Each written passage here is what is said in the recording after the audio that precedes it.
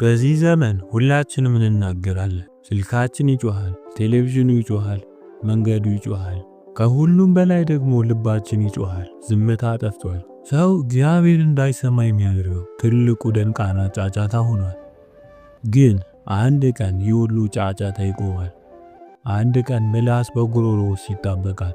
አንድ ቀን ስልኩም ወሬውም ፖለቲካውም ያበቃና አንተና ስራ ብቻ ትገናኛላችሁ። ዛሬ የምንሰማው ታሪክ ተራ ታሪክ አይደለም። ሞቶ የተፈረደበትን አይቶ ነገር ግን በሁለተኛ እድል የተመለሰ ሰው ታሪክ ነው። ይህ ሰው ያየው ነገር ምንድነው? ከሞት ሲመለስ ለምን በሩ ዘጋ? ለምን ማውራት አቆመ? የግብጽ በረሃ አባቶች ያስቀመጡልን በወርቅ ቀለም ሊጻፍ የሚገባው የጸጥታና የንስሐ ሚስጥር ነው።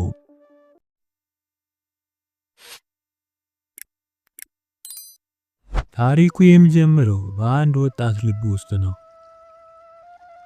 ይህ ወጣት ዓለምን መተው በመንኮስ ነፍሱን ማዳን ፈለገ። ዓላማው የተቀደሰ ነው። ዓላማው የከበረ ነው። ወደ እናቱ ሄደ። ማማ ወደ በረሃ መሄድ በመንኮስ ፈልጋለሁ አላት።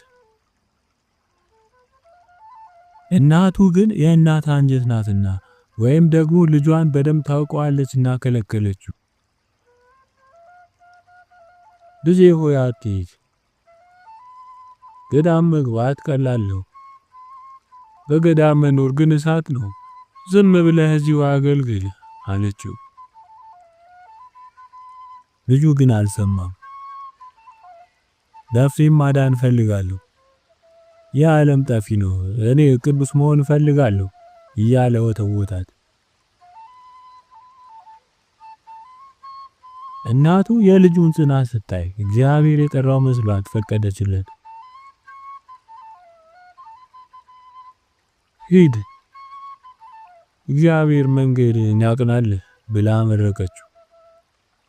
ልጁ ወጣ፣ ዓለምን ተወ፣ በረሃ ወረደ፣ መነኮሰ። ነገር ግን ሰው ቦታ ሲቀይር እንጂ ባህሪው ካልቀየረ ዋጋ የለውም። ይህ መነኩሴ ገዳም ገባ እንጂ ዓለም ከልቡ አላወጣትም ነበር።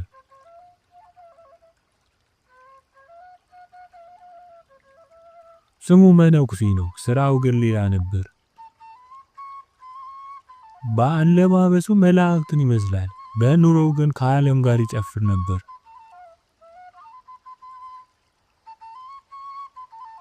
ቀኑን በሙሉ በዋዛ በፈዛዛ በወሬ በሐሜት ያሳልፋል። ጸሎት የለም፣ ስግደት የለም፣ ተመስጦ የለም።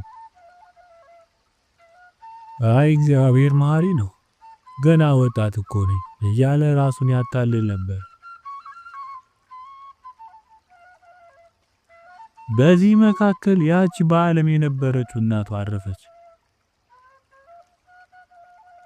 መነኩሴው ይህንን ሲሰማ እግዚአብሔር ነፍሷን ይማር ከማለት ውጪ ብዙም አልደነገጠም። ጊዜው እየሮጠ ሄደ። አንድ ቀን በሽታ የሚባለው የእግዚአብሔር መልእክተኛ ወደ መነኩሴው መጣ። መነኩሴው በጽኑ ታመመ። አልጋ ላይ ዋለ።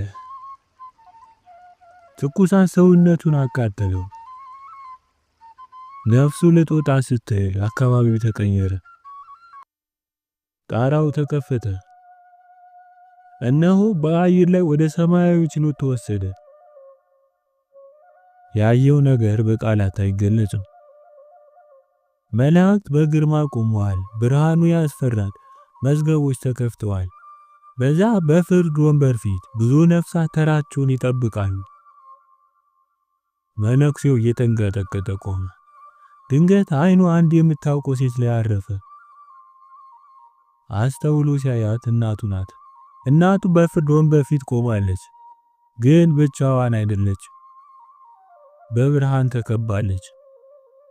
ልጇን ያንን የመነኮሰ መስሏት የሰደደችው ልጇን በተከሳሾችና በኃጢአተኞች ተራ ስታየው እናቷ አላመነች። በድንጋጤ ጠየቀችው፣ ልጄ ሆይ አንተም ተፈርዶብህ ወደዚህ ቦታ መጣህን? እዚያ ሁሉ ዓመታት ነፍሴን ላድናት እፈልጋለሁ እያልክ ስትወተውተኝ የነበረው የት ሄደ? በገዳም የኖርከው ለዚህ ነውን? ይህ ጥያቄ ከመላእክት ሰይፍ ይልቅ ነፍሱን ቆረጠው። ልጄ ሆይ አንተም እዚህ ምላስ የለውም፣ የሚመልሰው መልስ የለውም። 10 ዓመታት በገዳም ኖሮ የተገኘው ፍሬ ሲኦል መሆኑን ሲያውቅ በድንጋጤ ድርቅ ብሎ ቀረ። በዚያን ሰዓት ከዙፋኑ አካባቢ አንድ ግርማዊ ድምጽ መጣ፣ እንዲህ የሚል ይህ እርሱ አይደለም። የምፈልገው በዚህ ገዳም ያለውን ስሙ እንደዚህ የሚባለውን ሌላውን መነኩሴ ነው። ልክ ይህንን ሲሰማ ነፍሱ ወደ ስጋው ተወረወረች።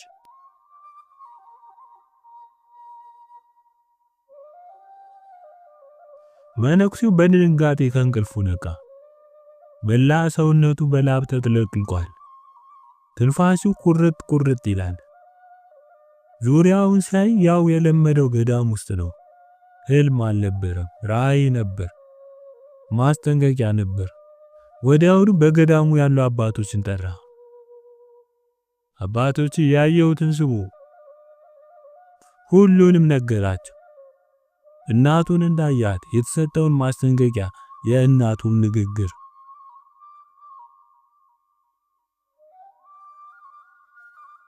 አባቶችም ነገሩን ለማረጋገጥ በራእዩ ላይ ስሙ የተጠራው ሌላኛው መነኩሴ የት እንዳለ አጣሩ። መልእክተኛ ሲልኩ ያ በራእዩ እሱን ነው የምንፈልገው የተባለ መነኩሴ ልክ በዚያ ሰዓት አርፎ ተገኘ። ይህ ለመነኩሴው ማረጋገጫ ነበር። ቀጣዩ ተራ የእሱ ነው። እግዚአብሔር ተሳስተናል ያለው በስህተት ሳይሆን ለዚህ መነኩሴ የንስሐ ዕድል ለመስጠት እንደሆነ ገባው። ከዚያን ቀን ጀምሮ ይህ መነኩሴ ሌላ ሰው ሆነ። በሩን ዘጋ፣ ከሰው ጋር ማውራት አቆመ። ቀንና ሌሊት እንባው እንደ ጅረት ይወርድ ነበር። ምግቡ አመድ፣ መጠጡ እንባ ሆነ። የእናቴን ቃል እንዴት ዘነጋው፣ ፈጣሪ እንዴት አሳዘንኩ እያለ ደረቱን የሚመታበት ድምጽ ብቻ ከባቱ ይሰማ ነበር። ሰዎች ሊያጽናኑት ይመጣሉ። አባታችን እባክህ ለራስህ ዘን፣ እንዲህ ካለቀሱ እኮ አይኔ ይጠፋል፣ ሰውነት ይጎዳል ይሉታል። እርሱ ግን ከውስጡ ነው እንዲመልስላቸው ነበር። ሰውኝ የእናቴ ተግሳጽ እንኳን መስማትና መቋቋም ካልቻሉ ነገ በክርስቶስና በቅዱሳን መላእክት ፊት የሚመጣውን አፍረት እንዴት እችላለሁ? ያንን እሳት አይቻለሁ፣ ያንን ጨለማ አይቻለሁ። እንድታረግ ተውኝ። ወንድም እህቶቼ፣ እኛም እንደዚህ መነኩሴ ነን። ልባችን ደንድኗል። እግዚአብሔር መፍራት ከውስጣችን ጠፍቷል። ለምን? አባቶቻችን በምሳሌ ደግሞ መልስን ይሰጡናል። አንድ ወንድም አባቶችን ጠየቀ። ልቤ ለምን ጠረጠረ? እግዚአብሔርን መፍራት ለምን ጠፋብኝ? አባትም መለሱለት፣ እንደኔ አንድ ሰው ልቡ የሚደነድነው የሚገባውን ተግሳጽ ስለረሳ ነው። ተግሳጹ ምንድነው? ለእግዚአብሔር ፊት እንደመቀርብ ማሰብ። ልብ በሉ፣ አንድ ሰው ፖሊስ ፊት ሲቀርብ ይንቀጠቀጣል። ዳኛ ፊት ሲቀርብ ይፈራል። ነገር ግን የዓለም ጌታ ፊት ምንም መጋረጃ በሌለበት ስራችን ሁሉ ራቁትን በሚሆንበት ቀን እንደምንቆም ሲረሳ ልብ እንደ ድንጋይ ይጠጥራል። አባቶቻችን መድኃኒቱ ሲነግሩን እንዲህ አሉ። እግዚአብሔር መፍራት ወደ ልብ እንዲመጣ ከፈለግ 3 ነገሮችን ያዝ።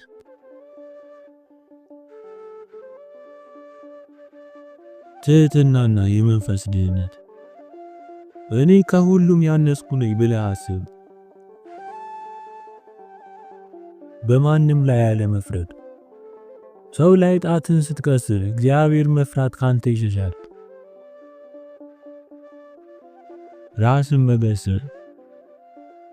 ማታ ማታ ራስን ነፍሴ ሆይ ዛሬ ምን ሰራሽ? ነገ እኮ ትሄጃለሽ ብለህ ጠይቃት።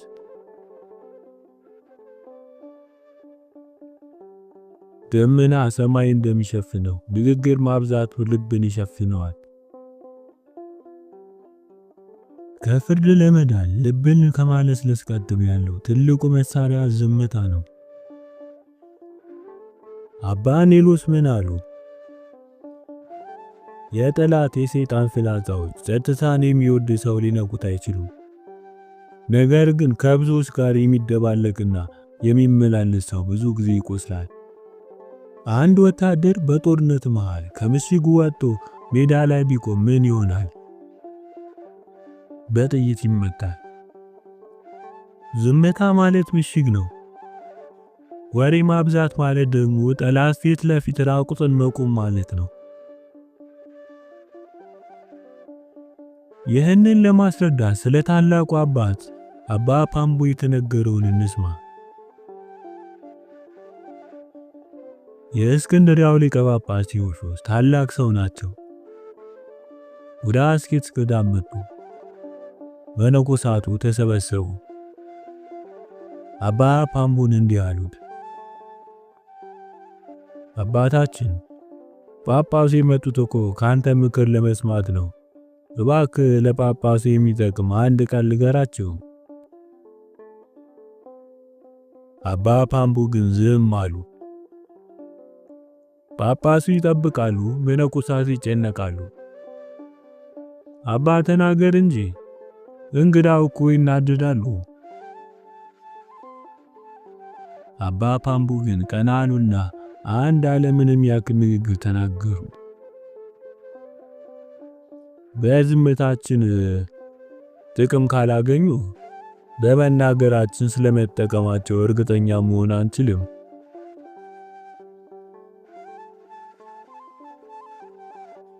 ምን ማለት ነው? ሕይወታችን የማይሰብክ ከሆነ ምላሳችን አይሰብክም። ዝምታችን እግዚአብሔርን የማይገልጽ ከሆነ ጩኸታችን ትርጉም የለውም። ውድ ወንድሜ፣ ውድ እህቴ፣ ዛሬ የሰማኸው ታሪክ ለአንተ የተላከ ደብዳቤ ነው። ያ መነኩሴ ሁለተኛ ዕድል አገኘ። ተመለሰ፣ አለቀሰ፣ ዳነ። እኔና አንተስ? ዛሬ ጠዋት ከእንቅልፍ የነቃኸው ጎበዝ ስለሆንክ አይደለም።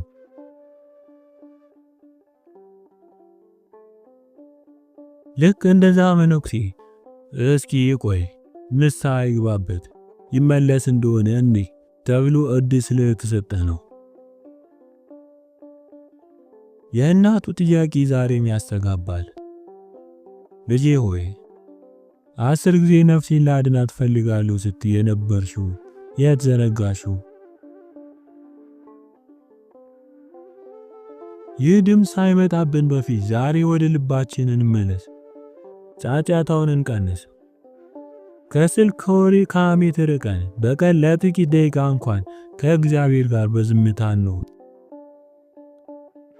አብረን እንጸልይ። አቤቱ ጌታዬ ሆይ እንደ ጠፋው ልጅ ወደ አንተ ጮኻለሁ።